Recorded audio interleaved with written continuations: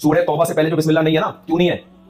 لوگ کہتے ہیں اس میں جنگ ہے، جہاد ہے. نا نا نا، اصل وجہ یہ نہیں ہے. اصل وجہ یہ ہے سورہ انفال نازل ہوئی، سورہ توبہ نازل ہوئی. نبی نے کاتب وحی سے کہا کہ سورہ توبہ کو سورہ انفال کے بعد لکھو. صحابی کہتے ہیں میں کنفیوز تھا کہ یہ نئی صورت ہے، یہ سورہ انفال کا حصہ ہے، اس لیے میں نے بیچ میں بسم اللہ نہیں لکھی. یہ کنفیوژن جب دور ہو جائے گی تو بسم اللہ ڈال دیں گے. نبی دنیا سے چلے گئے، صحابی کنفیوز رہے، انہوں نے بسم اللہ نہیں لکھی. بعد میں سب کو ثابت ہو گیا یہ نئی صورت ہے، مجال ہے کوئی بسم اللہ بیچ میں ڈال دے. یہ کنفیوژن جب دور ہو جائے گی تو بسم اللہ ڈال دیں گے.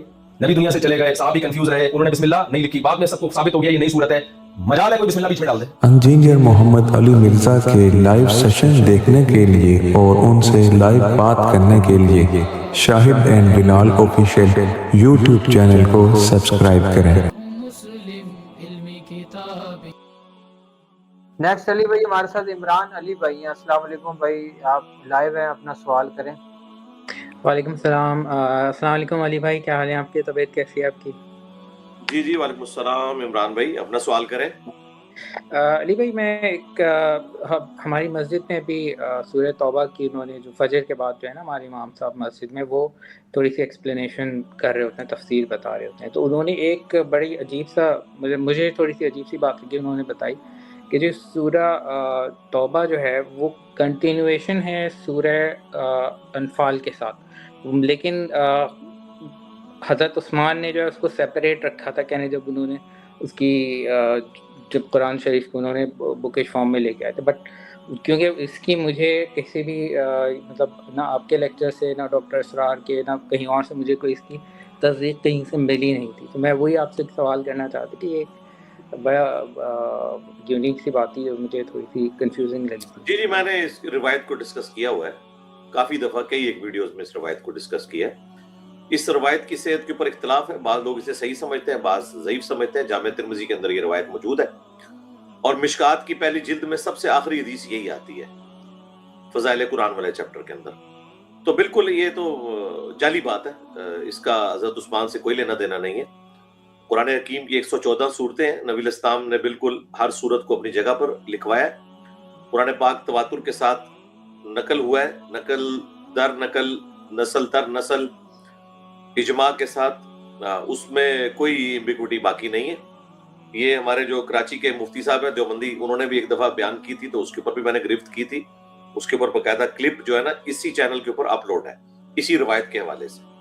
اور میں نے یہ بھی ڈسکس کیا تھا کہ المستدرک للحاکم میں روایت موجود ہے کہ حضرت علی سے پوچھا گیا ہے کہ یہ سورہ توبہ سے پہلے بسم اللہ کیوں نہیں ہے، تو انہوں نے کہا یہ اللہ تعالیٰ کی طرف سے ایک مشرکین عرب کے لیے عذاب کا کوڑا بن کے نازل ہوئی تھی یہ سورت، تو اس کے شروع میں بسم اللہ نہیں ہو سکتی.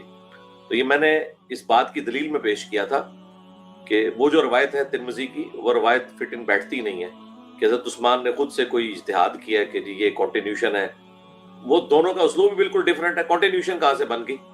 سورۃ الانفال جو ہے اس کا ٹاپک ہی بالکل ڈیفرنٹ ہے. سورہ التوبہ جو ہے وہ بالکل ایک نئے سٹائل میں شروع ہو رہی ہے. اس کا سورت کا سٹارٹ بتا رہا ہے، اس کا مضمون بتا رہا ہے. ایک ان پڑھ جاہل آدمی جسے قرآن کا تھوڑا سا بھی نالج ہے، اس کو دونوں کا اسلوب کا ڈیفرنس پتا چل جائے گا کہ یہ کبھی بھی کوئی صورت اس طریقے سے ہو ہی نہیں سکتی کہ بالکل دو ڈیفرنٹ ٹاپکس جو ہیں بالکل ایکسٹریم.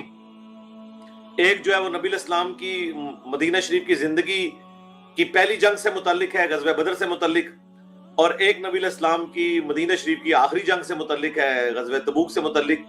دونوں کا اسلوب بھی ڈیفرنٹ ہے. وہ کسی صورت دو صورتیں ملا کے صورت بن ہی نہیں سکتی ہے. جسے تھوڑی سی بھی اردو بھی آتی ہے نا وہ بھی سمجھ لے گا کہ اس کا تو سٹائل ہی ڈیفرنٹ ہے.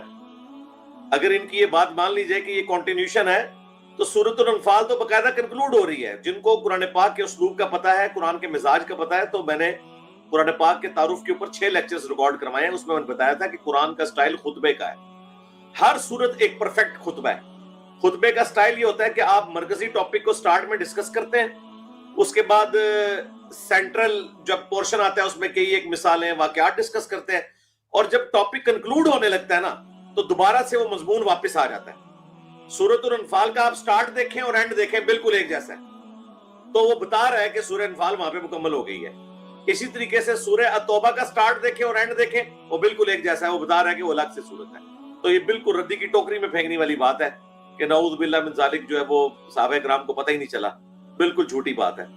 اصل میں یہ جو علماء دیوبند ہیں، بریلوی ہیں، یہ بچارے اپنے بزرگوں سے باتیں سنتے ہیں، انہوں نے کبھی کریٹیکل تھنکنگ کی نہیں ہوتی ہے کہ یہ جو درس قرآن کے نام کے اوپر बैठ के लोगों में ये बातें आम कर रहे हैं, अब लोग पढ़ लिख गए हैं, लोग सवाल करेंगे कि ये आप क्या बोंगी मार के उठे हैं।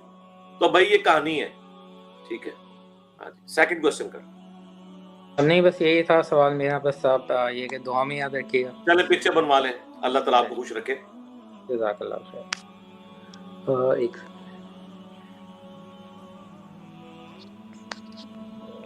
जज़ाकल्लाह। फीमान। ये मान अल्लाह।